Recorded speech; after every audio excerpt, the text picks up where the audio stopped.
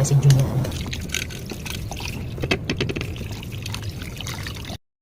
Nahugasan ko na sila. Ako ng tubig and then saka ko siya ilagay. 2 tablespoon fish sauce. Today's ulam namin. Siguro maghapon na to. So, maraming yung pinakuluan kong pork. Ayan. Siyempre ang saba. Naglalagay ako ng corn, sweet corn, cabbage, patatas, pechay bagyo, and pechay Tagalog. And then, huwag nawawala ang ating sibuyas na malalaki. Leeks yan. Ay, habang pinakukuluan ko yan, ay sinasabay ko na ang pork. Natin ng leeks para nung ay mag-abot-abot ng lasa. So, natin yan.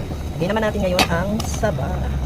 Natin ng ako na muna yung saging. Gusto ko yung bang sakto luto dyan. Mamaya ako ito na dyan. So, pechay naman. Hindi ako magluto ng ulam.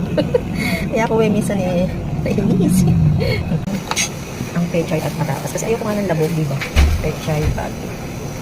So, ayan. Ito ang kabig. And then last but not the least, ang ating palasa.